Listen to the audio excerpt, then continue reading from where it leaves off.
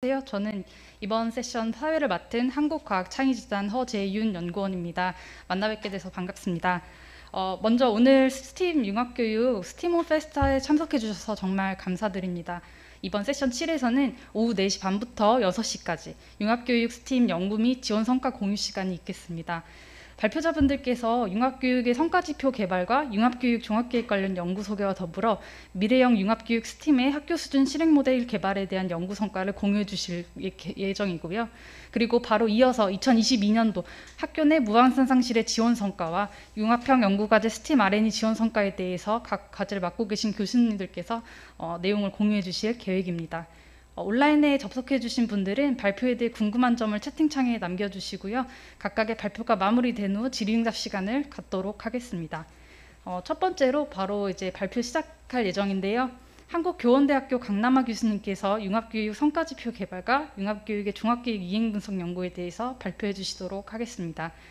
네, 교수님. 네.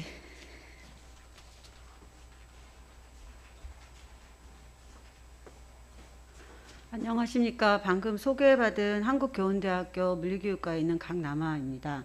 저는 융합교육 성과지표 개발과 종합계획 이행 분석 연구를 지금 하고 있는데요. 완성된 연구가 아니라서 진행 중인 사항을 보고하는 것임을 알아주시기 바라겠습니다. 일단 목차는 연구 개요와 현황과 현재 수행 중인 내용으로 하겠습니다. 우선 이제 디지털 전환이라든가 기후 및 환경 문제 등 그 전 세계 변화가 이제 있는 와중에서도 동시에 국가 경쟁이 지금 가속화되고 있는 환경 속에서 국가 경쟁력을 향상시킨다는 측면에서 과학기술 인재 양성이 계속해서 그 중요성이 더해지고 있습니다.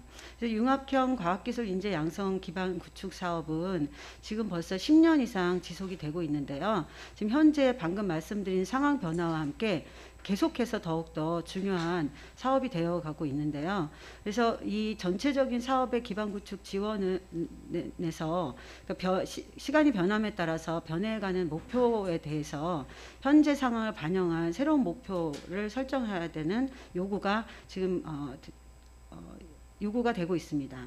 그래서 융합형 과학기술 인재 양성 기반 구축 사업은요, 통합 재정 사업 평가를 받는 R&D 사업인데요. 그래서 R&D 사업으로서의 평가를 지속적으로 받고 그 사업의 사업비를 지원을 받고 있는 현황입니다. 근데 이런 그 지원을 위해서는 계속적으로 제공되는 프로그램이나 과제의 평가가 필요한데요. 단순히 양적 평가는 그 과제의 질적인 내용을 알아볼 수가 없기 때문에 질적 평가의 필요성에 대해서 굉장히 강조가 되고 있습니다.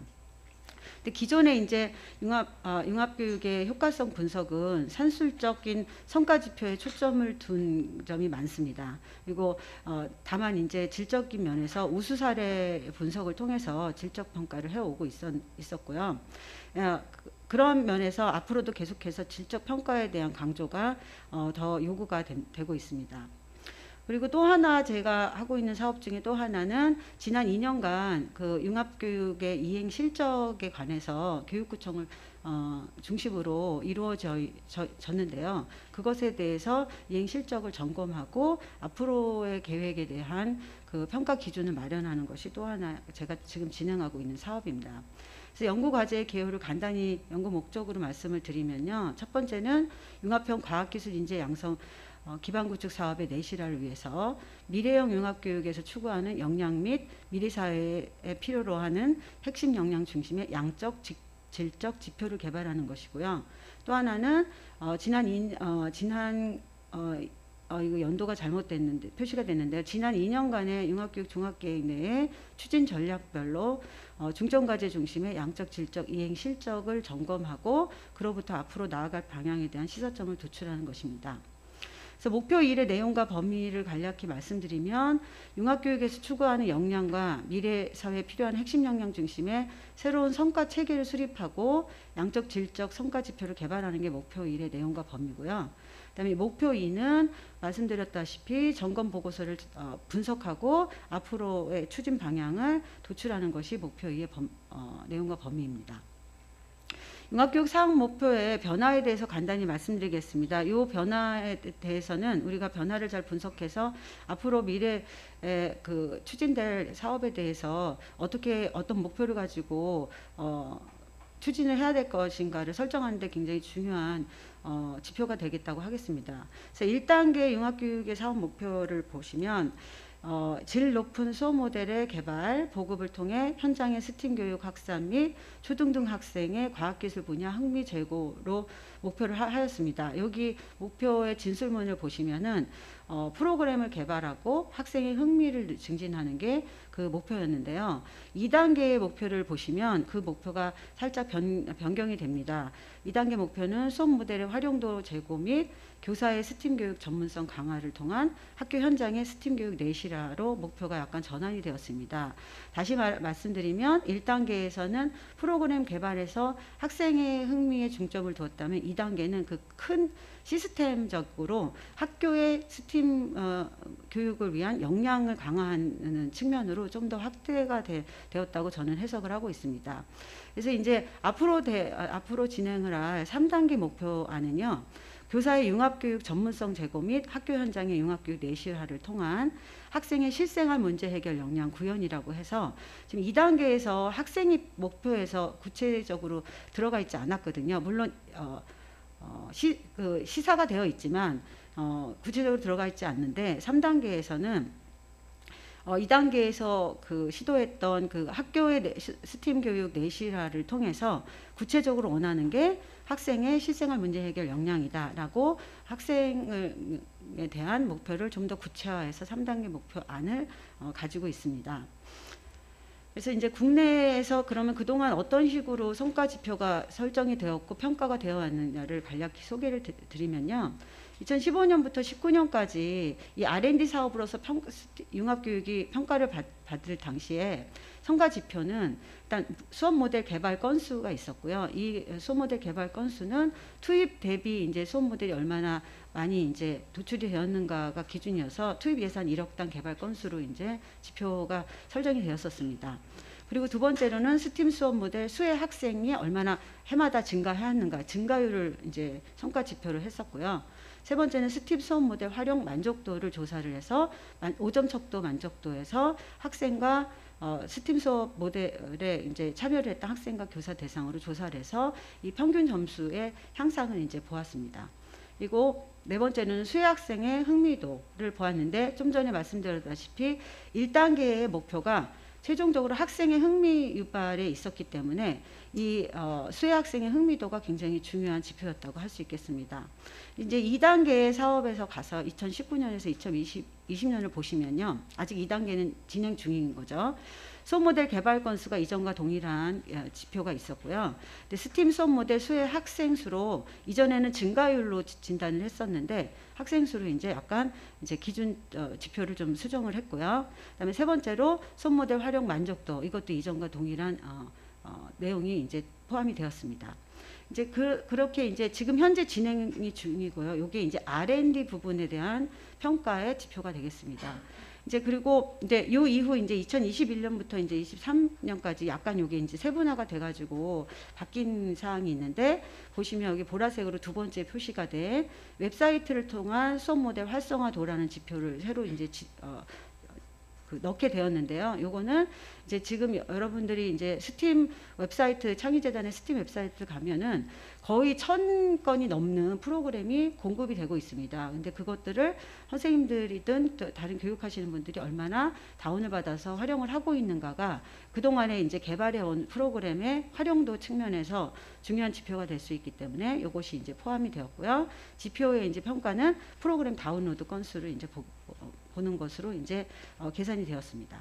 그리고 추가가 된 것이 네 번째 지금 적혀 있는 교사의 융합교육 전문성 정도인데요. 요거는 2단계 좀 전에 기억하실지 모르겠지만 2단계 목표가 학교의 스팀 교육 역량의 강화였고 거기에 핵심이 되는 교사의 융합교육 전문성이 핵심이 되는 역량이기 때문에 이 부분을 이제 진단을 했다고 하면 되고요.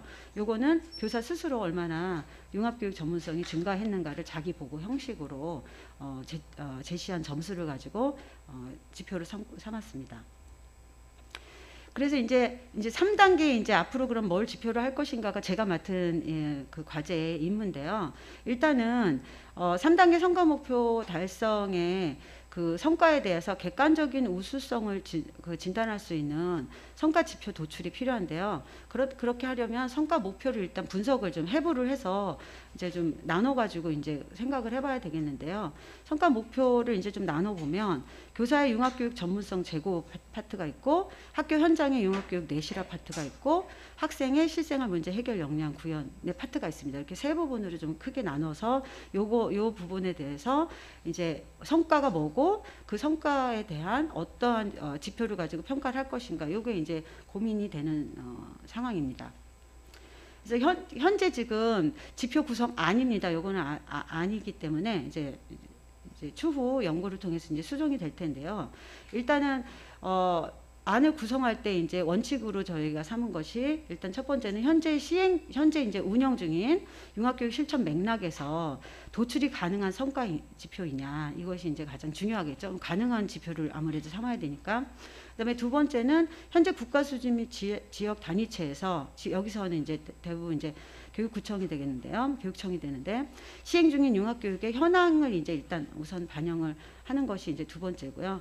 그다음에 세 번째 원칙으로는 융합형 과학기술 역량 강화 프로그램 개발과 과학기술 협력 연구 지원 사업 범주별로 현재 운영 중인 사업 범주별로 가능한 성과의 성격을 좀 고려하는 것을 이제 원칙으로 하고 있습니다.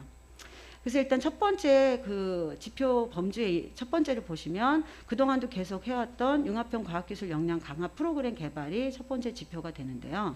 요거는 결과물은 당연히 프로그램 개발이기 때문에 프로그램이 결과물이 되겠죠. 그럼 결과물에 대해서 어떤 지표로 평가를 할 것인가를 좀 고민을 해보면 지금까지 이제 개발 건수를 해왔었고요. 그 다음에 우수 사례를 분석을 통해서 개발 결과물의 우수성을 이제 진단을 해왔었고요. 그 다음에 개발한 것을 활용하는 수혜자의 측면에서 만족도나 흥미도를 조사를 해왔었고요. 그 다음에 좀 전에 말씀드린 웹에서 이제 다운을 얼마나 받느냐라는 측면에서 보면 활용도가 얼마나 되느냐 이런 것도 이제 평가를 해왔었고요. 그 다음에 이러한 참여 프로그램 참여를 통해서 이제 융합교육 전반에 대해서 만족도나 흥미도 조사도 해왔었고요.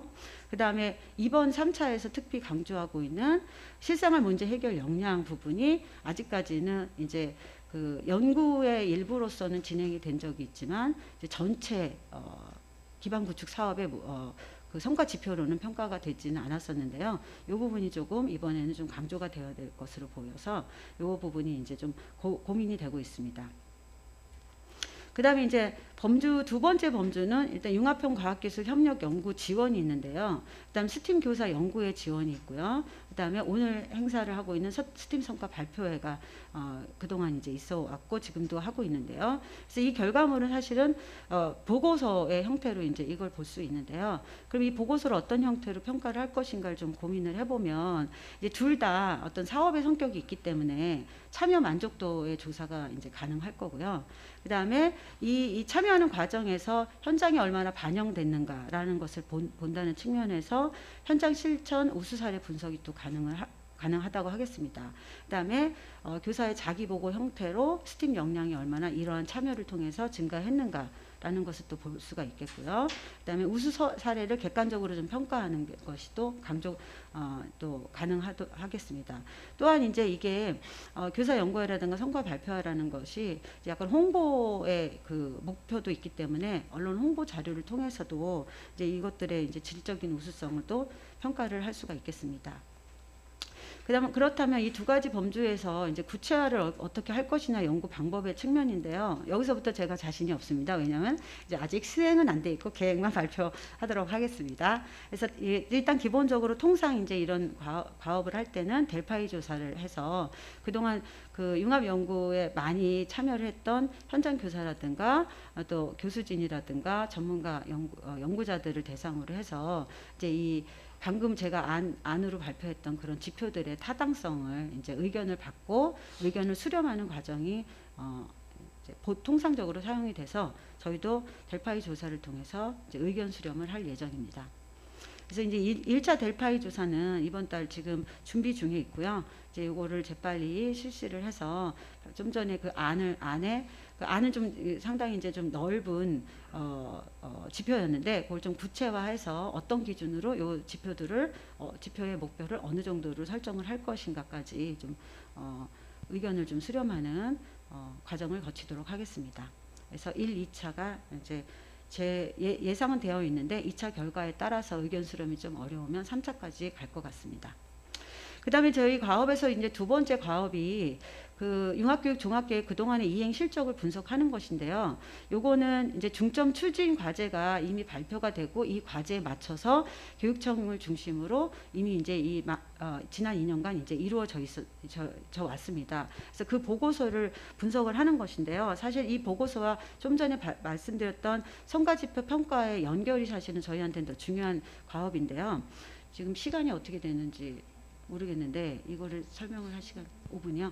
네. 그래서 이제 지금 이제 중점 추진 과제가 영역별로 이제 7개 영역으로 나뉘어서 이제 제시가 되었고 이대로 이제 학교 현장에서 지원이 그 수행이 되고 있는데 이걸 좀 더 세분화해서 저희가 보고서를 분석을 했습니다. 근데 예를 들면 전략 첫 번째가 이제 학생의 자기주도적 융합교육 참여 확대 를 이제 학교나 교육청에서 얼마나 하고 있는가 이 부분이 이제 첫 번째 전략인데 그걸 좀 나눠서 첫 번째는 이제 쉽게 다가갈 수 있는 융합교육 기회를 제공했는가, 두 번째는 학생 참여 및 주제 중심 융합 프로젝트형 학습 활동을 지원을 했는가, 이게 두 가지 큰 전략이 있었는데 각 전략의 세부 사항을 저희가 좀 평가가 가능한 지표로 좀 나누어 가지고 보고서들을 좀 분석을 해서 얼마나 이루어지고 있는지, 그리고 그것들을 좀 반영을 해서 앞으로 지표를 설정할 때 좀 이행 가능한 지표들을 설정하도록 이제 저희가 분석을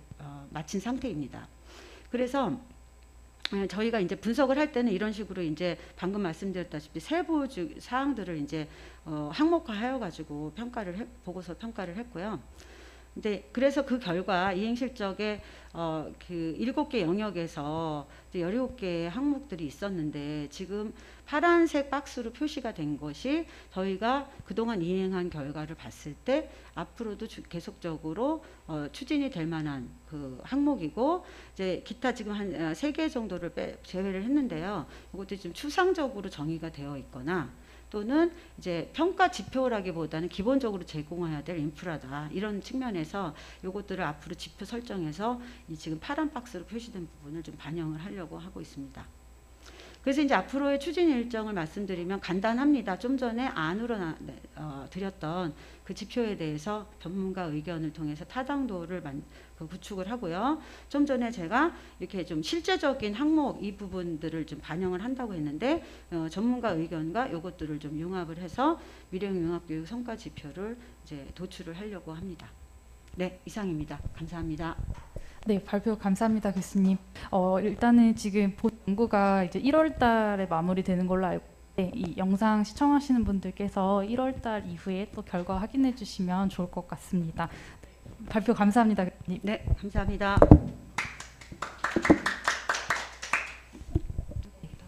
그럼 바로 이어서 저희 미래형 융합교육 스팀 학교 수준 실행 모델 개발 연구에 대해서 조선대학교 박현주 교수님께서 발표 이어가 주시겠습니다.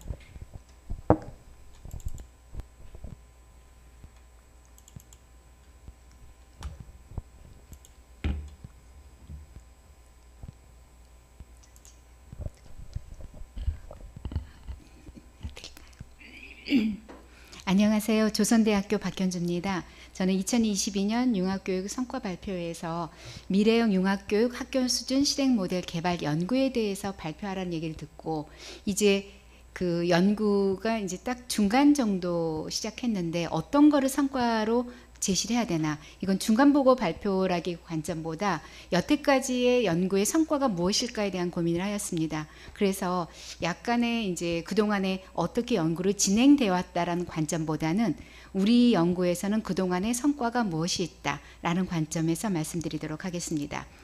이 내용은 이렇게 발표 내용은 좀 많지만 그냥 참고해서 시간에 되는 대로 발표를 하도록 하겠습니다.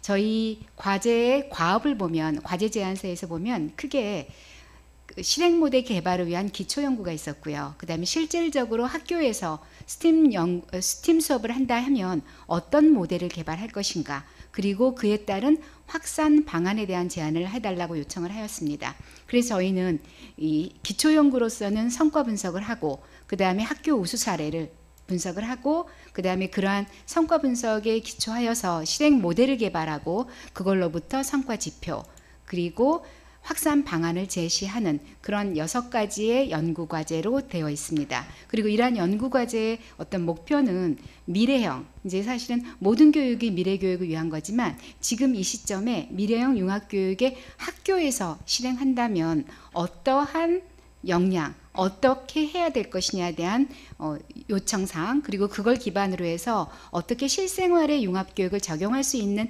인재 또는 사람을 양성할 것인가의 2가지 목표를 도달하는 것으로 설정하였습니다.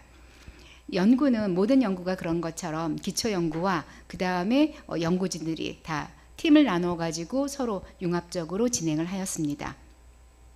저희 연구의 어떤 중간 결과를 요약해서 말씀을 드리면, 사실은 2016년부터 2021년까지 스팀 선도학교의 성과를 분석했는데요. 이 결과 보고서와 우수 사례 총 794학교를 대상으로 해서 선도학교에서 그동안에 제시한 성과가 무엇이 있는지, 그 다음에 유의미한 성과를 어떻게 캐치할 수 있는지, 그걸 통해서 어떻게 융합 모델을 설정할 수 있는지에 대해서 연구를 하였습니다. 이러한 기반은 내용 분석이라든지 기술 통계를 기본으로 해서 사례 연구법을 적용해서 진행하였습니다. 그래서 기본적인 분석 틀은 뭐였냐면, 사실은 이 연구 대상이 된 어떤 선도학교가 2016년부터 2021년까지였기 때문에 사실은 미래를 보는 것보다 과거의 보고서에 기존을 할 수밖에 없는 상황이었습니다. 그래서 따라서 이 과거의 보고서 안에 들어있는 어떤 요소 플러스 미래 역량이라는 역량과 지속 가능성이라는 2가지 키 요소를 넣습니다. 왜냐하면 지금 과거의 어떤 보고서를 분석을 하지만 앞으로 여기로부터 우리는 어떻게 미래 스팀 교육을 할 수 있을 것인가에 대한 방향성을 잡기 위해서 미래 역량, 그 다음에 지속 가능성을 봤는데, 그렇다면 이제 분명히 그러시겠죠. 그럼 미래 역량이 뭐냐라는 그런 얘기를 하실 것 같은데, 저희 연구진은 이론적인 연구나 기초 연구에 기반해서 미래 역량을 변혁적 역량, 그 다음에 사회성이나 배려, 회복 탄력성, 그리고 문제 해결력, 융합적 설계나 혁신이라는 그런 키워드를 가지고 그것들이 현재 선도학교의 교육에서 어떻게 녹아내 있는지를 봤습니다.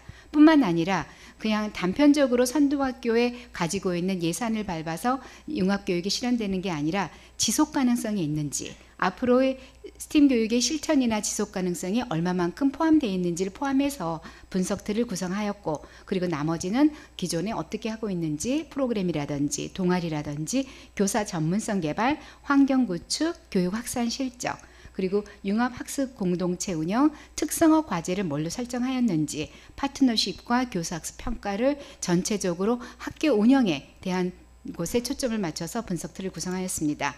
그리고 분석틀을 구성하여서 나름대로의 어떤 사례 분석틀과 데이터 제공한 그런 것들을 엑셀로 작업을 해서 프로그램화해가지고 선생님들이 서로 한 학교에 대해서 3분의 선생님들이 같이 움직여서 이런 데이터를 정리하였습니다. 이런 어떤 성과 분석을 한 결과, 사실은 스팀 선도학교의 성과 분석은 저희가 예상하는 것보다 훨씬 더 많은 성과였지만, 저희 선도 모델을 개발하는 데 기본이 되는 데에만 초점을 두자면 프로그램이 유형별로 굉장히 많이 다양화되고 있다, 질적인 형상이 돼 있다라는 얘기도 있었고요.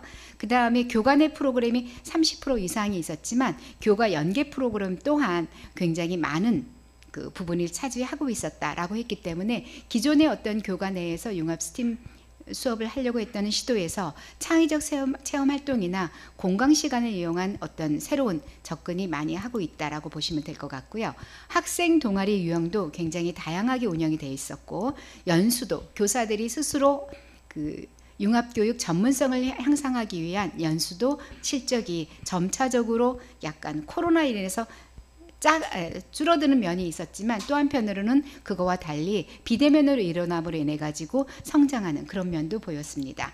또한 전문적인 학습 공동체 운영 비율은 19년을 기점으로 해가지고 좀 더 적극적으로 비대면으로 해서 학습 공동체가 굉장히 늘어났으며 선도학교의 특성화 사업 운영에도 굉장히 많이 약간의 2018년을 기점으로 해서 약간 올라갔다 다운되기도 했지만 그 이후로부터 또다시 그 향상되는 그런 내용도 볼 수 있었습니다.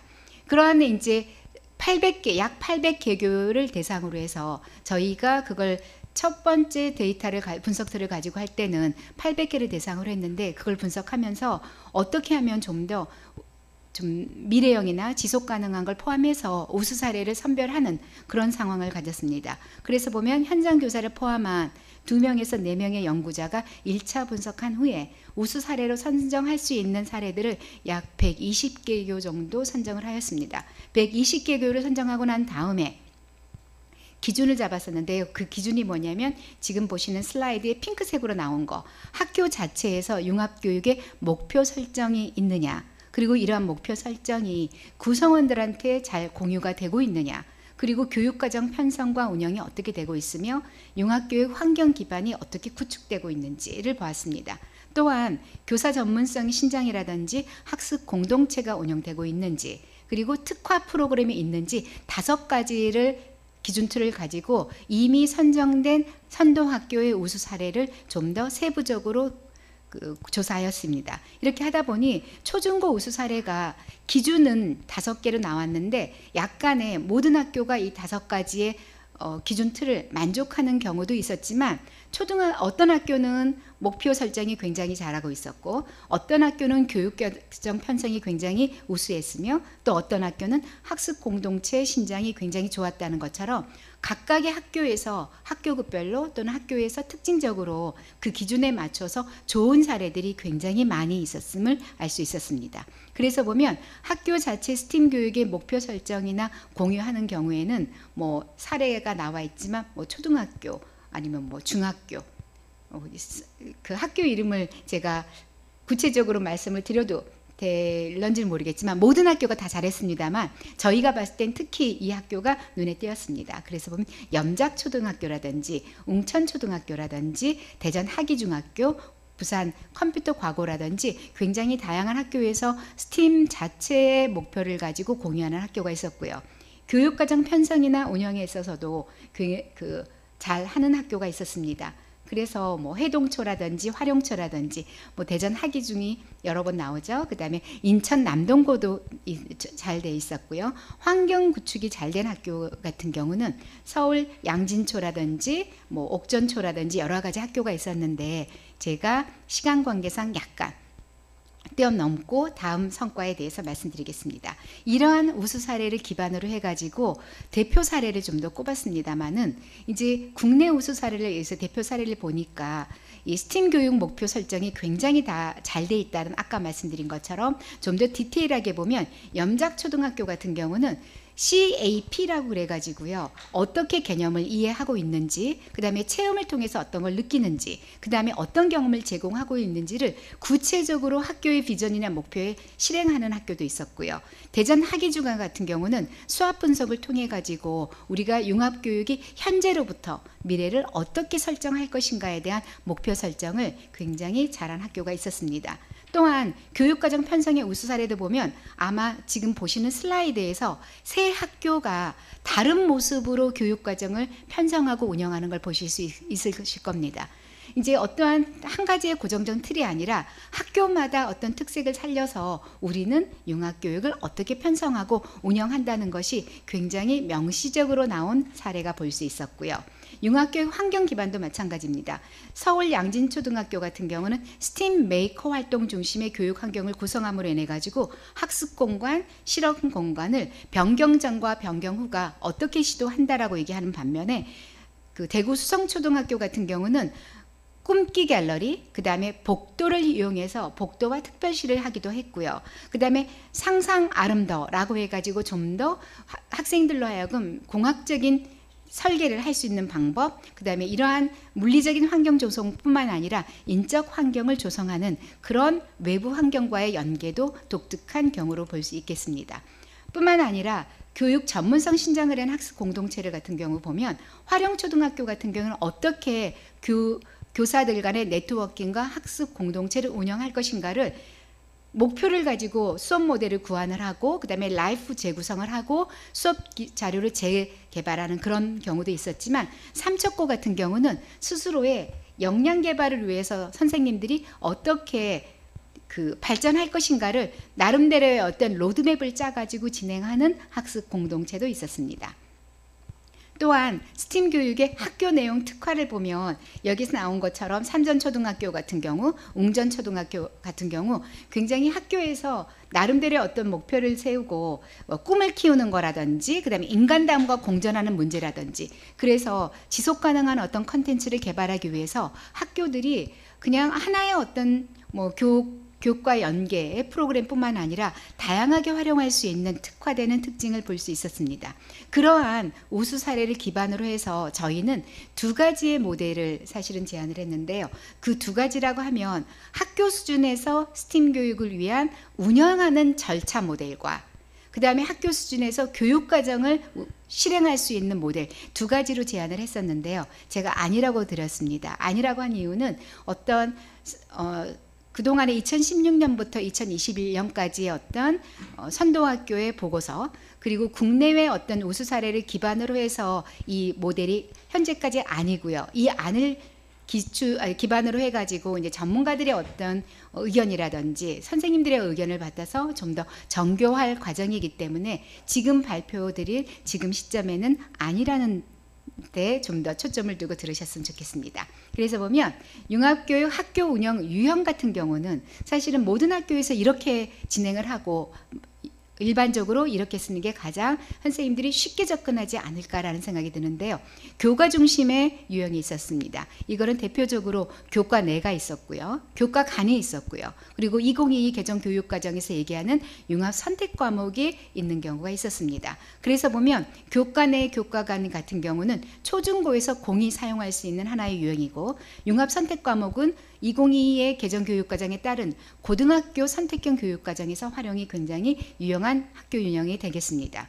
창의적 체험활동 같은 경우는 자율자치활동이나 동아리 활동, 진로 활동이 초, 중, 고 공이 학교에서 운영할 수 있는 어떤 특징이 있었고요. 수업량 유연화 유형 같은 경우는 자유학기제 같은 경우는 중학교에서 스팀을 굉장히 성공적으로 할 수 있는 그런 내용이고 공강시간을 이용한 수업량 유연화 같은 경우는 고등학교에서 이제는 고교 학점제로 인해 가지고 공강 시간이 많기 때문에 공강 시간을 어떻게 활용할 것인가에 대한 내용이 될 것이고 학교 자유 시간 같은 경우나 학습 취약 시기 예를 들면 기말고사 이후에 아니면 겨울 방학 말미에 수능 이후에 사용할 수 있는 학습 취약기 같은 것 또한 초중고 공이 사용할 수 있는 하나의 유형이 되겠습니다. 이제 마지막으로는 단일 행사 유형이었었는데요. 스팀 축제라든지 현장 체험 학습이라든지 스팀 학예회라든지 그리고 기타 우리가 지금 유형으로 분리하진 않았지만 또는 예시로 넣진 않았지만 학교에서 굉장히 혁신적이고 도전적으로 스팀 교육을 실시하고 있었기 때문에 그런 것들을 기반으로 해서 하나의 유형을 포함시킬 수 있지 않을까 하여서 기타로 하였습니다. 이러한 학교의 모델을 가지고 학교의 실행 모델을 가지고 그러면 어떤 절차를 가지고 실행을 해야 될 것인가에 대한 절차 모델을 제안하였습니다. 이 절차 모델은 디자인 디자인 절차 기반의 모델을 했었는데요. 계획을 세우고 준비를 해서 실행을 하고 공유를 하고 평가를 한다. 이 5가지의 어떤 단계에 따라서 처음에 학교 예를 들어서 새 학기가 시작했을 때 처음에 어떻게 계획을 세울 것인가, 그 다음에 나중에 학년 말에 어떻게 평가할 것인가에 대한 절차적인 모델을 정리하는 것으로 하였습니다.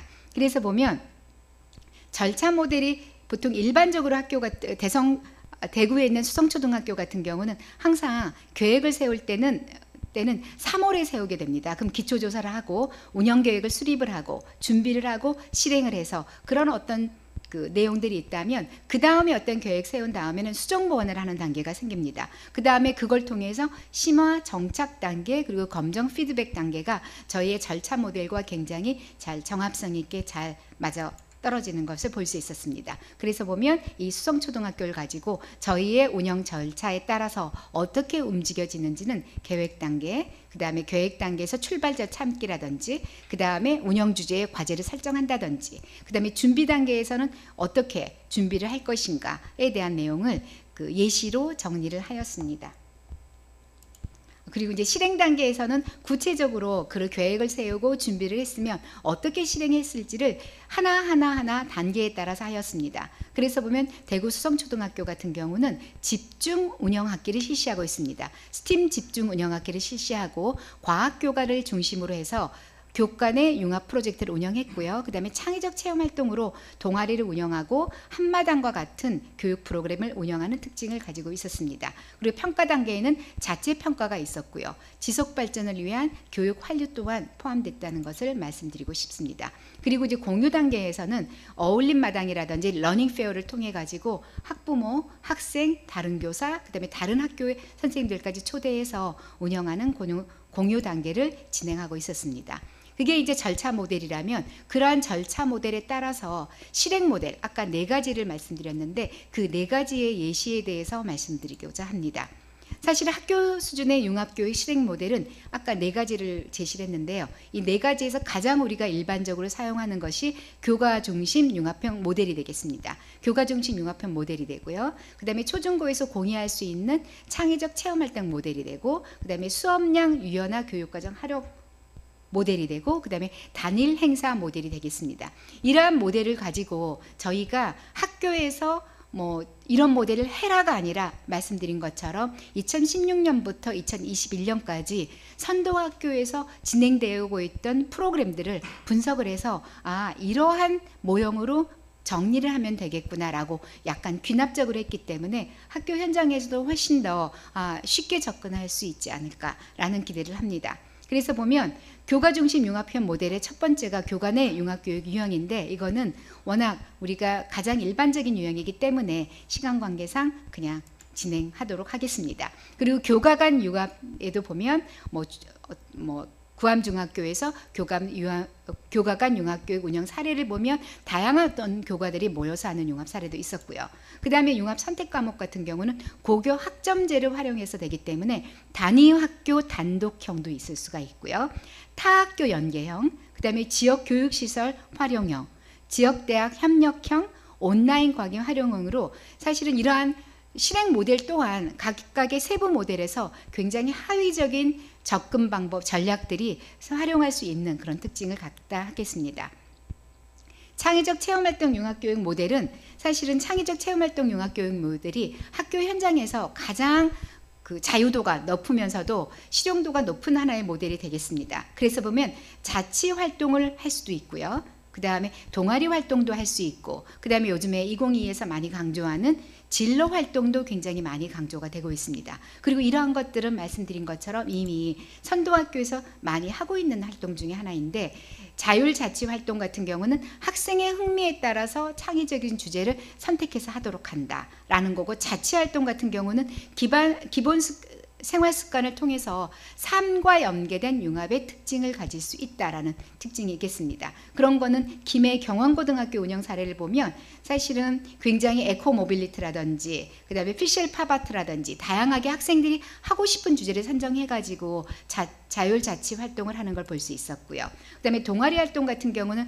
학술이라든지 학술 중심, 문제 중심, 여가 활동 중심 뿐만 아니라 봉사 활동도 진행된다 하겠습니다. 이런 것들은 동아리는 수납중학교에서도 보면 어떻게 실질적으로 학교의 문제를 해결할 수 있을까, 그리고 어떻게 기후변화의 문제를 해결할 수 있을까를 반드시 나부터 시작해서 이웃, 학교, 지역사회까지 하는 동아리 활동을 볼 수 있었습니다.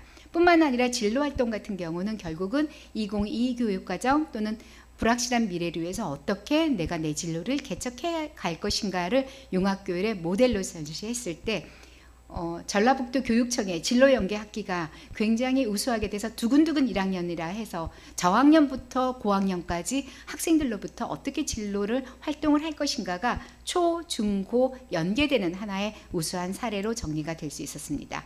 수업량 유연화 같은 경우는 자유학기 활용 융합교육은 중학교가 굉장히, 근데 이건 오산시에서도 이걸 많이 했었고요. 그다음에 공강 시간, 고등학교가 고교 학점제가 됨으로 인해 가지고 학생들이 수업 시간 비는 시간을 어떻게 유용하게 또 유연하게 사용할 수 있는지에 대한 공간 시간 활용이 있었고요. 그다음에 자율 시간 활용 융합 교육도 보면 통합 교과 시간이라든지 아니면 뭐 다른 수업 시간에 주제별로 움직여지는 그런 수업을 볼 수 있었습니다.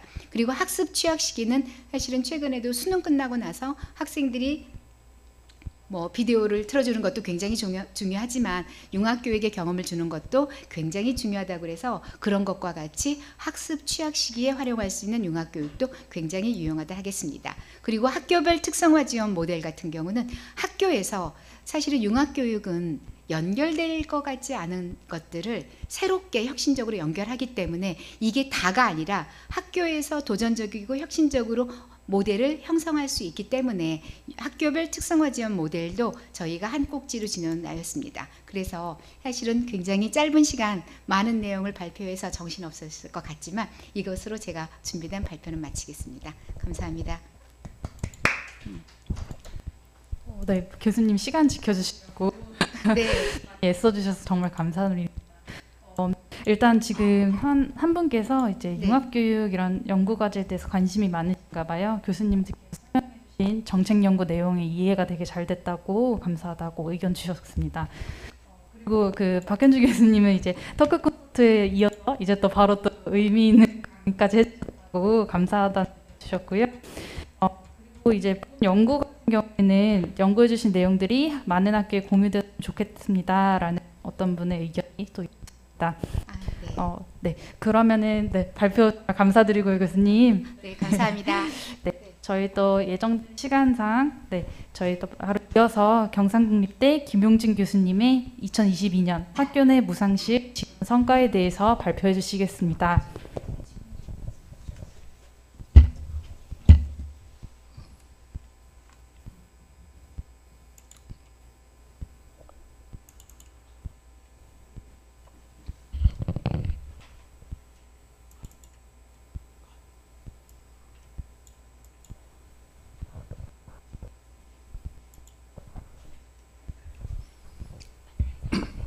네, 여러분 안녕하십니까?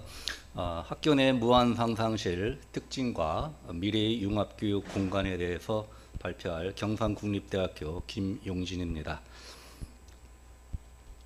학교 내 무한 상상실에 대해서 우리가 오늘의 주제는 주로 이제 공간적인 측면에 그리고 그 활용 측면에서 말씀을 드리겠습니다.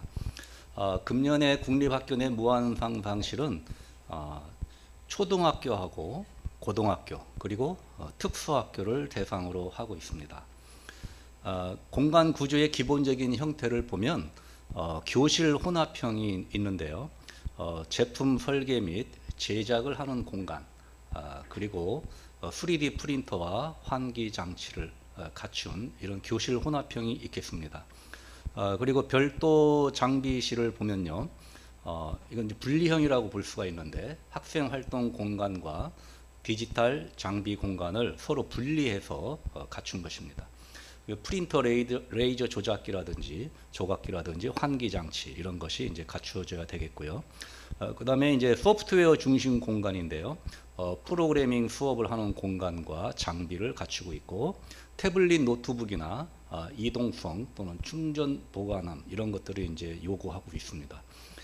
영상 촬영실은 분리형이 한 형태인데 영상 제작과 편집 시에 외부 소음을 차단할 수 있도록 하고 촬영 장비나 편집용 PC를 설치한 구조가 되겠습니다. 이동형 활동 공간은 협력 활동을 위해서 구축된 공간으로서 책상이나 의자의 이동이 자유롭고 이제 화이트 칠판이나 전자 칠판을 활용을 할 수가 있습니다.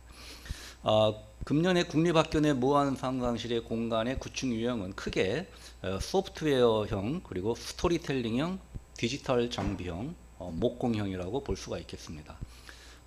특징적인 것은 특수학교가 금년에 처음으로 이 무한 상상실의 공간 구축을 하고 있고요. 고등학교가 이제 2년 차, 그다음에 초등학교 16개교가 이제 3년 차로서 금년에 이제 마지막 해가 되겠습니다.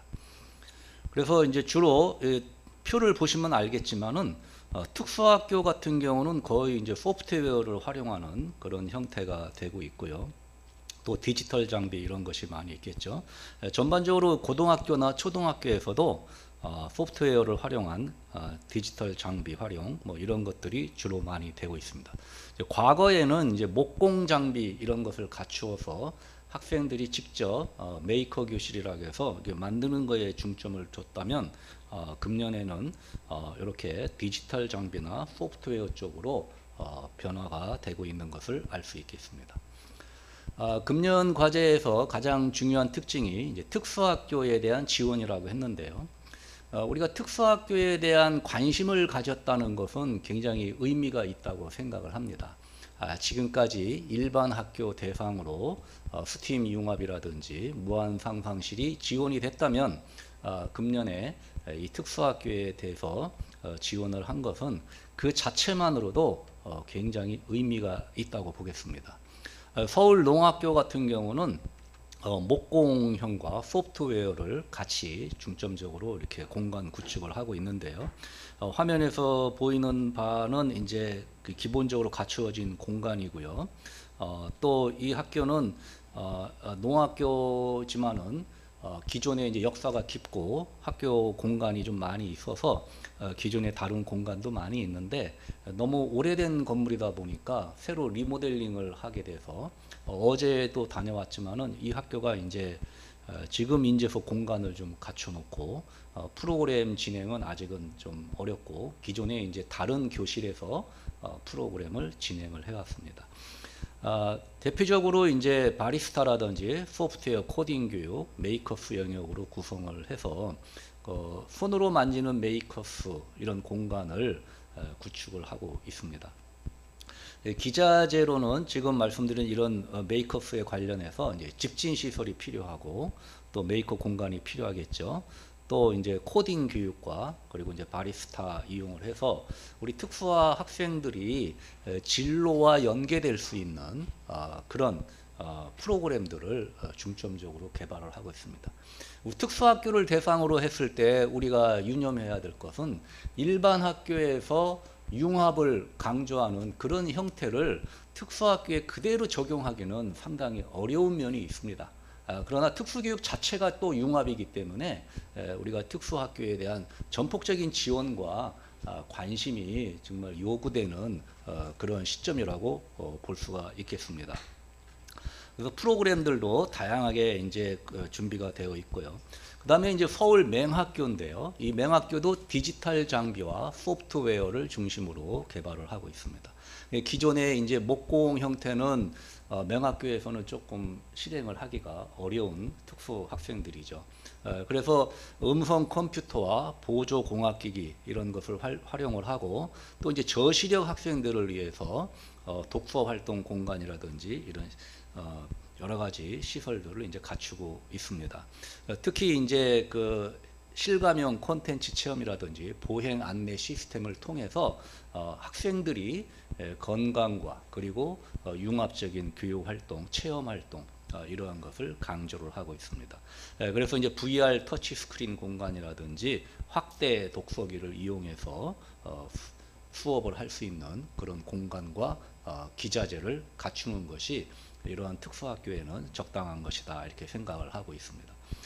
그래서 다양한 이제 VR 체험이라든지 이런 것이 있는데 우리가 이제 맹학교라고 해서 이제 완전히 이제 시각이 안 보이는 학생도 있지만 저시력 학생도 있고 그래서 잘 활용을 할 수 있는데 문제는 이 맹학교는 굉장히 오래됐는데도 불구하고 기존의 농학교랑 이제 분리가 되면서 공간이 굉장히 없습니다. 그래서 화면에 보시는 바와 같이 아주 작은 공간이에요. 그래서 이건 정부 차원에서도 이런 공간 지원과 이 기자재 지원이 전폭적으로 계속 이루어져야 되지 않나. 그리고 일반 학교 학생들보다 특수 학생들을 위해서는 안전 시설을 또 더 갖춰야 되고 특수적인 장비가 필요하기 때문에 제 개인적인 생각은 일반 학교에 2배, 3배 이상 되는 지원금을 줘야 되지 않나 그런 생각을 합니다. 그다음에 이제 한국경진학교는 정서 행동 및 자폐성 장애 학생의 특성을 고려한 학교인데요. 여기도 이제 디지털 장비와 소프트웨어를 갖추고 있습니다. 주로 이제 그 상상 나눔터, 배움터, 이룸터라는 명칭 하에 이 학생들이 활동할 수 있는 그런 프로그램들을 갖추고 거기에 필요한 기자재를 갖추고 있습니다. 그래서 경진학교는 비교적 시설이 좀 잘 갖추어져 있는 그런 형태고요. 그다음에 이제 선진학교도 이제 지적 장애 학생의 특성을 고려한 학교인데요. 여기도 이제 소프트웨어형과 스토리텔링 중점형으로 되어 있습니다. 그래서 이제 지적 장애가 있기 때문에 학생들이 좀 휴식할 수 있는 공간 이런 것도 필요하고요. 그래서 여기도 지금 공간 구조를 좀 갖춰 나가는 중인데요. 금년에 특수학교는 처음이다 보니까 공간 구축이 그렇게 빨리 되지 않고, 더군다나 일반 학교랑 달리 특수 아들을 위한 어떤 공간을 개발해야 되기 때문에 기자재와 공간에 있어서 굉장히 어려운 점이 많이 있습니다. 그러나 이제 기존 공간들을 이용해서 AI 스피커를 활용한다든지 코딩 로봇이라든지 이런 걸 이용해서 UCC 만들기라든지 이러한 것을 학생 특성에 맞게 활동을 하고 있습니다. 그다음에 한국우진학교는 이제 창체 활동에 주로 이제 투자를 하고 있는데, 여기는 중복 지체 장애 학생의 특성을 고려하고 있습니다. 중복 지체 장애라는 것은 장애가 하나만이 아니라 2개, 3개 이렇게 있다는 얘기죠. 참으로 우리가 이런 학교와 학생들에게 온 국민이 좀 더 관심을 가지고 지원을 해야 될 그런 상황인데, 우리 교육부와 한국과학창의재단에서 금년에 이쪽에 눈길을 돌렸다는 것은 정말로 감사하고 칭찬할 만한 일이라고 볼 수 있겠습니다. 그래서 이 학생들을 위해서 이제 감각 놀이실, 재활 운동실, 놀이 활동실을 가지고 있고, 이 지적 장애 수준에 맞는 AI나 코딩 수업을 통해서 또 UCC 영상 제작 이런 걸 통해서 다른 사람과 소통할 수 있는 이런 역량을 키워주는 그런 프로그램들을 개발을 하고 있습니다. 그래서 보통 선생님들이나 일반 사람들이 봤을 때는 이런 것이 무슨 융합이야, 이런 것이 무슨 무한 상상실에서 뭘 하는 거야, 이렇게 생각할 수 있지만은 이 특수화들의 여건에서 이러한 활동을 통해서 다양한 교과의 체험, 그리고 학생들에게 도움이 되는 그런 활동을 하고 있다는 면에서 의미가 있다고 보겠습니다. 국립학교 내 무한 상상실은 특수학교 5개교가 1년차라고 말씀드렸죠. 그런데 이 장애 유형과 정도에 따라서 정말 다양한 프로그램을 개발해야 되는데 이것이 정말 쉽지가 않습니다. 일반 학교에서도 프로그램 개발에 선생님들이 엄청 힘들어 하시는데, 특수학교에서는 이것이 어렵기 때문에 저희들이 이제 거기에 지원을 하고 있고요. 지금 제가 말씀드리고 있는 것은 저희들의 어떤 연구 내용보다도 저희들의 그 연구 주제가 주로 이제 컨설팅 위주이기 때문에 학교의 무한 상사실 공간과 기자재에 대해서 말씀을 드리고 있습니다. 고등학교의 경우에 9개 학교가 국립학교가 이제 2년 차로 되어 있는데요. 고등학교의 경우에는 과학이나 기술교과 이해의 경우에는 조금 관심이 떨어지는 면도 좀 있는데, 이제 이게 기기를 다루거나 이럴 때에 안전 문제도 많이 있고요. 또 뭐 입시 문제도 많이 걸려 있기 때문에 기존의 창의융합형 과학실하고 좀 차별성이 필요하다 이런 말들이 있고요. 초등학교는 이제 3년 차고 이제 마지막 해인데 아마 대부분의 학교가 계속 좀 지원을 해줬으면 좋겠다 하는 그런 의지가 많이 있습니다. 공간구조 현황의 일반 학교의 대표적인 사례들을 쭉 화면에 제시를 했는데요. 뭐 세세한 말씀을 다 드리기보다는 주요 중점 유형을 보면 일반 학교에서도 소프트웨어형이나 디지털 장비, 이런 스토리텔링형으로 많이 되고 있다는 것이고요. 전부 다 지금 보시면은 소프트웨어 아니면 디지털 장비형이죠. 그래서 이렇게 화면을 보시는 바와 같이 첫 번째 사진에 이제 3D 프린터라든지 이런 것이 갖추어져 있고요. 공간은 이제 많이 아주 좋아졌죠. 원탁 테이블과 수업 자료라든지 기구들을 놓을 수 있는 함, 이런 것들이 잘 갖추어져 있습니다. 이제 초등학교의 경우에도 소프트웨어나 디지털 장비 중심으로 많이 갖추어져 있는 것을 볼 수 있겠습니다. 그래서 이렇게 무한 상상실의 초기에는 목공 중심이라든지 메이커 중심이었다면은 지금은 이제 디지털 장비 형태의 이런 형태로 돼가고 있다. 지금 여기 보면은 이제 기존의 목공 형태 중심으로 해서 이제 기구들을 많이 이렇게 걸어놓고 있는 모습이고, 밑에는 또 이렇게 기계들이 전기 톱날이라든지 이런 것들이 있죠. 근데 이러한 것이 이제 초기에 갖춰졌고, 또 이쪽 분야의 전문가가 있는 학교는 이런 것이 잘 활용이 되고 있는데, 이제 이분들이 이제 전근을 가게 되면 이게 이제 활용도가 떨어질 그런 위험성이 있습니다. 그래서 이제 다른 학교에도 보면은 소프트웨어 디지털 장비 현황으로 갖춰져 있다는 것을 화면을 통해서 알 수가 있겠습니다. 그래서 아까 보신 바와 유사하게 공간 구조 자체가 일단 잘 갖춰져 있어서 아주 산뜻하고 쾌적한 공간 속에서 디지털 장비 모니터를 갖춰서 학생들이 활동을 할 수 있다는 것입니다. 자, 이제 결론적으로 말씀드리면은 과연 앞으로의 미래형 무한 상상실의 공간은 어때야 될 것인가? 아직은 여기에 대한 깊은 저희들의 연구의 핵심 주제는 아니지만 생각해 볼 필요가 있을 것입니다. 근데 지금 우리가 미래형 무한 상상실, 미래형 스팀, 미래형 교실 전부 다 미래형이란 말이 들어가 있어요. 그래서 저는 여기서 한번 이슈를 제기하고 싶은 게, 과연 미래형이라는 게 무엇이냐? 이거에 대한 정의가 명확하지 않다는 거죠. 그냥 추상적이에요. 그냥 앞으로 다가올 미래, 발전적으로 추구해야 될 미래, 아니면 또 최근에 AI가 발달하고 있으니까 AI 소프트웨어를 적용한 첨단 기술이 적용되는 그런 미래형 무한 상상실, 미래형 스팀 교육이냐, 아주 애매모호한 그런 상태다 하는 것이죠. 그래서 많은 연구자들과 현장 선생님들이 이에 대한 정립이 좀 필요한 것 같고요. 또 미래형 융합교육 구현을 위한 공간. 자, 스팀 교육이 오늘 이제 중요한 주제인데, 스팀 교육을 제대로 구현하기 위해서는 공간 구성이 필요하다는 것이죠. 단순히 교실에서 하는 수준에서 벗어나서 정말 무한 상상실과 같은 학생들이 정말 뭔가 만들 수 있고 창작할 수 있고 디지털 작업을 할 수 있는, 또 영상 촬영을 할 수 있는 그런 공간이 필요하다.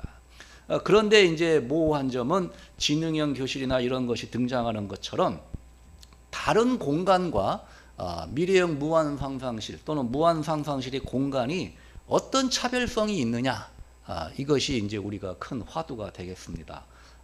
그래서 굳이 교육부 정책이라는 것이 학교에 다양한 정책을 공간 구성을 하지 말고 뭔가 이렇게 총괄적으로 오거나이저가 있어서 총괄할 수 있는 그런 공간 구조가 좀 필요하지 않겠느냐.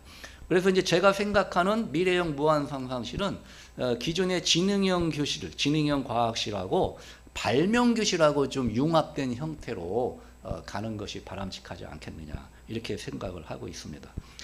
그래서 교실에서의 그 공간을 벗어나서 학습 공간을 확장할 필요가 있고, 물론 지역과 연계한 공간 확장을 하려면은 그런 센터들이 많이 만들어져야 되겠죠. 그렇다 보면 또 예산이 많이 들어가야 될 것이고, 그 다음에 이제 첨단 기술을 활용한 인프라는 당연히 시대적인 흐름에 맞춰야 되겠고요. 그래서 이런 디지털 기반 온라인 학습이 필요하고, 지역사회로 학습 공간을 확장하는 것이 필요하다. 근데 무한 상상실이든 스팀이든 발명이든 지능형 교실이든 중요한 것은 우리 학생들이 사고를 할 수 있게 해야 된다. 그 사고에는 창의적 사고가 당연히 필요하겠고요. 이런 창의적 사고와 기자재, 소프트웨어를 이용해서 우리는 지금 무조건 그 디지털화된, AI화된 이런 공간과 이런 기자재만을 생각하고 있는데, 정말 기본적으로 이런 기계 문명화로만 치달을 것인가? 정말 학생들에게 심신으로, 즉 정신적이고 육체적인 안정을 취하고, 그런 안정을 통해서 창의적 사고와 아이디어가 나올 수 있는 그런 공간을 구성해 줄 필요가 있다. 그래서 앞으로의 교육은 이런 그 첨단화뿐만 아니라 학생들의 정신적인 컨트롤을 할 수 있는 자기 주도적인 능력을 갖추게 할 수 있는 어떤 명상체제 비슷한 이런 공간을 갖출 필요가 있다. 그리고 뭔가를 아이디어를 냈으면 교실이 아닌 전문적인 그런 공간 구조를 갖춰서 첨단 기술을 활용해서 뭔가 만들어 볼 수도 있고, 기존의 수공적인 과학교육이나 기술교육에서 중요한 것이 수공적 기능이 있지 않습니까? 그래서 단순히 그냥 엄지로만 이렇게 스마트폰이나 컴퓨터를 치는 데서 벗어나서 기존의 어떤 수공적 기능을 계속 발달시킬 수 있도록 우리가 고려할 필요가 있다. 그래서 이 무한상상실의 공간은 스팀 교육을 발전시키기 위해서 반드시 앞으로도 계속 지원이 되고 갖춰야 될 공간이라고 저는 생각을 합니다. 그리고 이 무한상상실의 공간은 지역과 연계해서 또 학생들의 활동 작품이나 이러한 것이 전시되고 소통될 수 있는 그런 문화 공간이 되어야 된다. 그래서 저는 무한상상실의 미래형 특징은 사고 공간, 제작할 수 있는 공간, 문화 소통을 할 수 있는 공간, 이 세 가지의 특징을 갖출 수 있는 그런 공간을 갖추어져야 된다고 생각을 합니다. 예, 이상입니다. 네, 발표해 주신 김용진 교수님 정말 감사드립니다. 지금 채팅방에 좀 실시간으로 의견 주시는 분들이 있어서 간단히 언급드리면요. 먼저 이제 연구해 주신 그 융합교육의 중요성을 다시 한번 깨달았다라고 하신 분도 계시고, 되게 의미 있는 사업에 참여하신 것 같다, 이런 의견 주신 분 계십니다. 예. 그리고 이제 융합교육을 위한 인프라도 되게 중요한 것 같은데, 융합형 공간에서는 학생들이 어떤 수업을 제일 좋아할지 궁금합니다, 라는 의견도 주셨습니다. 교수님 이에 대한 답변 주실 수 있을까요? 학생들은 일단 이제 학생 참여형 수업이라고 하는데요. 그 과제도 제가 했었는데, 학생들은 이렇게 주입식은 당연히 싫어하죠. 그래서 엎어져 자는 학생들이 많잖아요. 그런데 자기가 직접 뭐를 만들고 또 자기가 아이디어를 내서 뭘 만들었으면 엄청난 그 성취감이 있죠. 그러기 때문에 이 무한상상실, 뭐 꼭 이름이 무한상상실이 아니어도 좋아요. 스팀 교육을 제대로 확산시키기 위해서는 정말 이런 공간에 대한, 기자재에 대한 지원이 필요해서 학생들이 직접 뭔가를 해볼 수 있는, 그러면서 놀이공간과 사고할 수 있는 공간, 이런 공간이 필요하다, 이렇게 생각을 합니다. 예. 네, 감사합니다. 감사합니다. 네.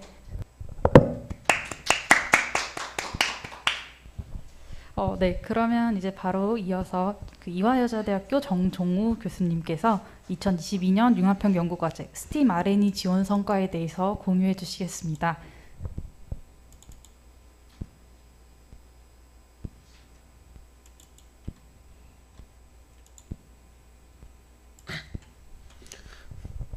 네, 안녕하십니까. 2022년 융합형 연구과제 지원 연구단 책임을 맡은 이화여자대학교의 정종우입니다. 사실 이 과제는 지난 11월 12일 날 학생들이 성과 발표를 해서 거의 마무리가 다 된 상황이고요. 지금 마지막은 이제 분석 정도를 남겨놓고 있는 상황입니다. 목차는 연구 필요성과 목표, 연구 수행 및 내용 결과, 성과 목표 달성도, 그 다음에 향후 계획은 뭐 특별하게 이제 저희가 앞으로 이제 최종 보고회를 준비하는 그런 정도로 말씀드리겠습니다. 연구의 필요성은 저희가 이제 이 과제 자체가 저희가 스팀 R&E, 즉 학생들이 직접 연구 과제를 진행하는 데 있어서 그 연구 과제 학생들이 이런 연구를 실제로 진행할 수 있을 정도의 어떤 연구 역량을 함양하는 부분이 이제 첫 번째라고 볼 수 있겠습니다.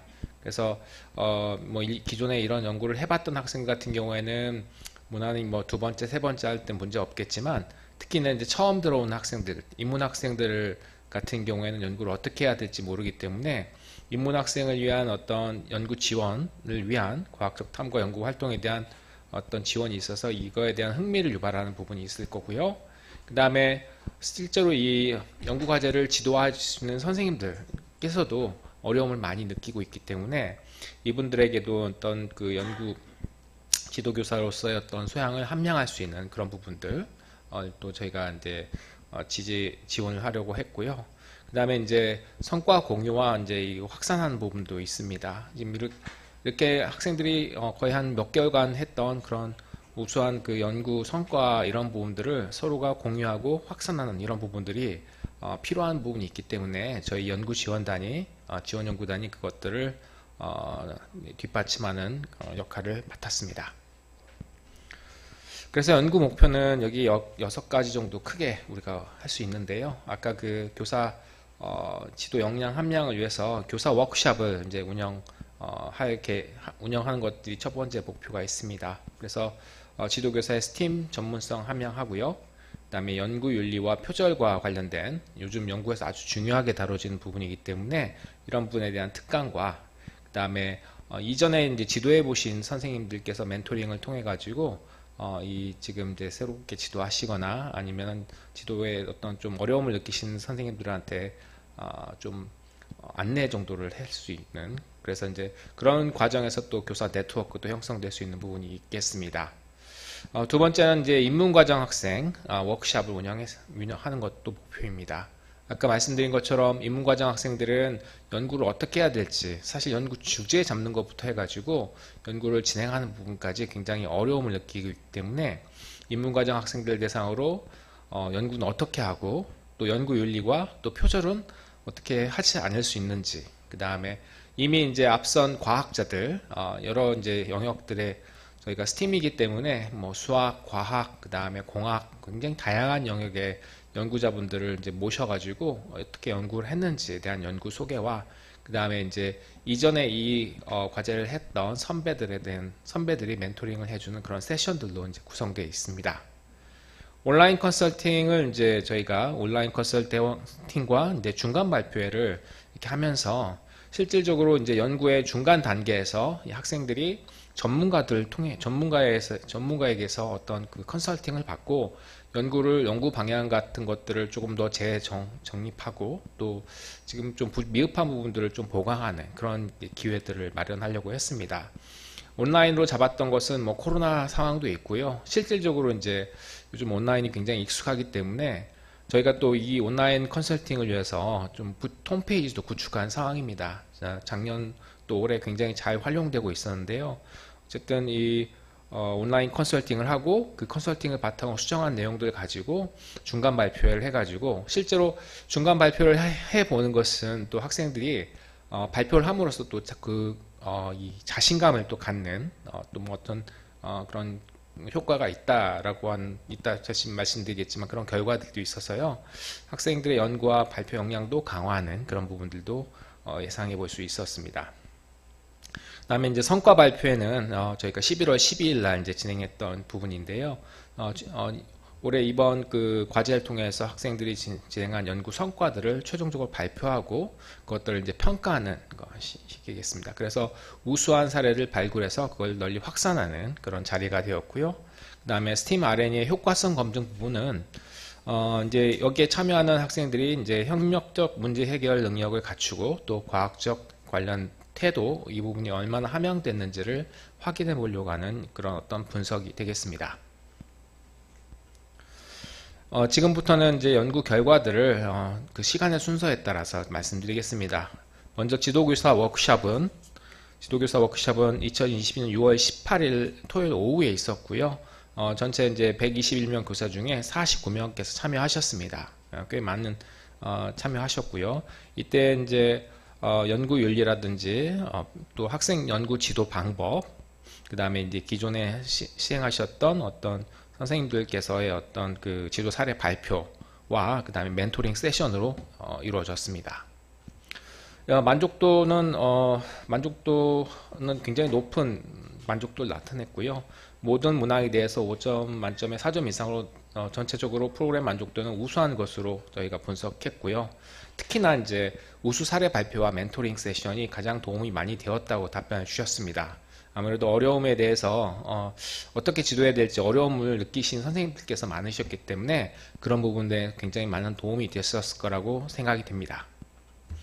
두 번째 입문과정 학생 워크숍은 저희가 7월 9일 토요일 오후에 이제 저희가 오프라인으로 이건 진행했습니다.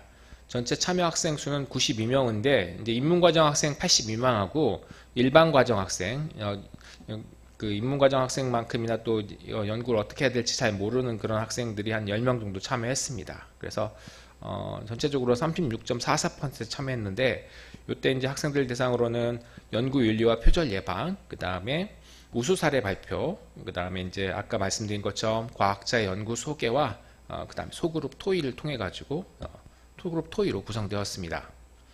그래서 이제 여기 이제 실행했던 워크숍 진행 사진을 보여드린데요. 전체 모여서 워크숍 오리엔테이션도 하고 특강하고 우수 사례를 발표하는 것은 이제 전체가 다 모여서 했고요. 그 다음에 이제 각 분야별로 여러 이제 각 분야별 과학자들에 대한 연구 소개와 소그룹 토의 활동들은 분야별로 나눠져서 진행을 했습니다. 만족도는 역시 이제 전체적으로 다 우수했고요. 학생들이 좀 아쉬움을 나타냈던 부분들에 있어서는 탐구 주제에 대해서 논의할 시간이라든지 질의응답 시간, 멘토링 시간이 좀 부족했다라는 의견을 줬습니다. 중간 발표의 진행은 서면 컨설팅 1회와 구두 발표 컨설팅 1회 이렇게 진행됐습니다. 그래서 8월 7일 날 온라인으로 이제 저희가 보고서를 제출하도록 했고요. 8월 8일부터 15일까지 컨설팅 위원들이 각각 이제 자기 해당 영역에 있는 학생들 보고서를 컨설팅을 했습니다. 온라인으로 하고요.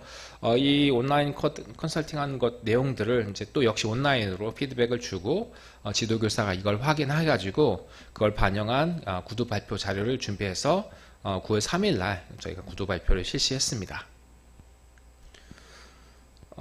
온라인 컨설팅은 저희가 이제 구축한 홈페이지를 통해서 했는데요. 저희 뭐 주제 및 내용이라든지 연구 설계 및 수행 같은 부분에 있어서는 여러 가지 루브릭들이 만들어져 있어서 그 루브릭에 맞춰서 컨설팅 위원이 평가를 해줬고요. 또 상세하게 또 글을 작성해 가지고 도움이 될 만한 내용들로 이제 평가를 진행했습니다. 그 컨설팅을 진행했습니다. 중간 발표에는 이제 각 영역별로 이렇게 아까 그 컨설팅 온라인 컨설팅한 그 컨설팅 위원과 참여팀이 1대1로 그러니까 학생 구두 발표 10분과 질의응답 10분을 통해 가지고 질의응답 시간을 통해서 컨설팅 위원이 해당 내용에 대한 컨설팅을 주는 방식으로 진행했습니다. 전체 120개 팀 중 117개 팀이 참여했고요. 역시 이제 온라인 컨설팅 전반에 대한 만족도는 4.5점으로 매우 높았습니다. 불만족을 표한 학생이 있었는데 이 경우에 이제 저희가 시스템 문제적으로 해서 컨설팅 위원의 내용을 확인할 수 없어서 그런 문제를 좀 불만을 제기했던 것으로 봤고요. 나머지는 전체적으로 굉장히 잘 만족했던 것으로 파악하고 있습니다. 그 다음에 이제 네. 다음은 넘어가고요. 중간 발표에도 전체적으로 만족을 했는데요.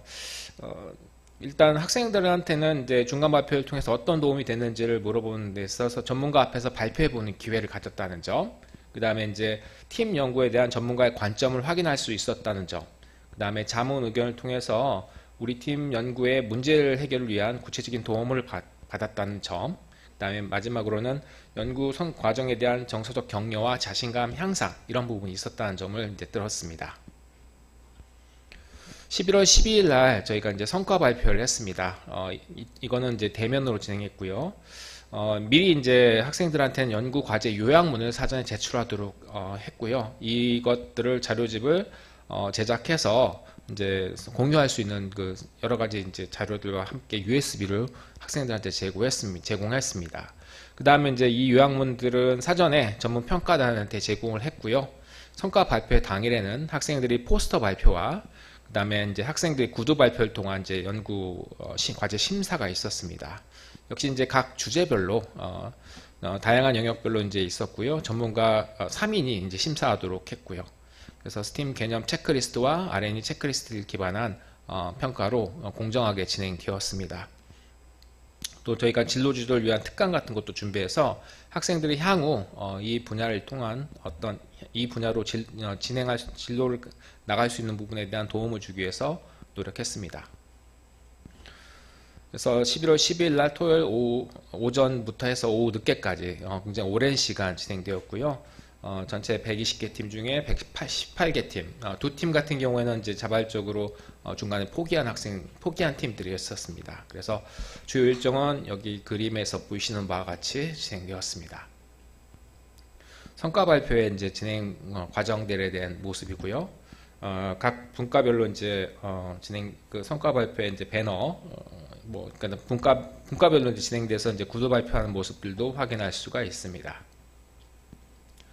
성과 발표의 만족도 결과는 전체 이제 4점 이상으로 전체적으로 이제 우수한 만족도는 굉장히 좋았던 것으로 저희가 보고 있습니다. 그래서 이제 이런 이제 전체를 마무리하는 과정에서 연구 수행 능력과 또 자신들의 어떤 자신감 향상에 가장 큰 도움이 되었다라고 하는 의견이 많았습니다. 네. 여기 이제 오른쪽 같은 경우에는 이제 그 각 항목들에 대한 내용들을 좀 설명을 하고 있습니다.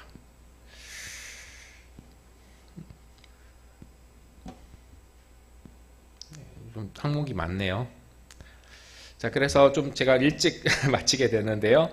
저희가 목표한 여러 가지가 아까 그 목표들 같은 경우, 저희 교사 워크샵 개최라든지 인문학생 워크샵 개최, 그 다음에 지원연구단 홈페이지 구축과 운영, 중간 컨설팅, 그 다음에 성과 발표회, 효과성 검증과 스팀 R&D 성과 확산 부분들에 대해서는 전체적으로 다 진행이 되었습니다. 지금 이제 효과성 검증 부분에 대해서는 분석을 네, 더 추가적으로 진행하고 있고요. 그것들을 다 모아서 저희가 최종 보고에 담을 계획입니다. 네, 이상으로 발표를 마치겠는데 너무 일찍 끝내서 죄송합니다. 아닙니다, 교수님. 또 채팅방에 의견 올라와서 한번 또 공유 드리면요. 일단 올해 지원하시고 뭐 효과성 검증 같은 연구들 내용 나중에 어떻게 공유되는지 궁금하다고 말씀 주셨어요. 그 경우는 이제 저희 홈페이지나 아니면 뭐 저희 보고서를 통해 가지고 공유할 수 있도록 조치를 하겠습니다. 네, 이 부분에 첨언을 하자면, 네, 저희 한국과학창의재단에 관련 그 결과물들 공유될 예정이니까요. 참고 부탁드립니다. 그리고 또 한 분은 이제 학생들 위해서 되게 세심하게 지원해 주신 것 같다고 이런 의견도 주셨어요. 네, 그리고 또 아까 오후에 있었던 스팀 R&D 그 우수 사례 학생들 발표, 지도교사 사례 발표에서 이 지원연구단의 컨설팅 통해서 연구 방향을 다시 설정하고 또 이렇게 장관상까지 받게 되는 좋은 결과 얻었다는 의견도 있어서 이 자리를 빌어서 다시 교수님께 감사의 말씀 드립니다. 고생 많으셨습니다. 네, 감사합니다. 네, 감사합니다.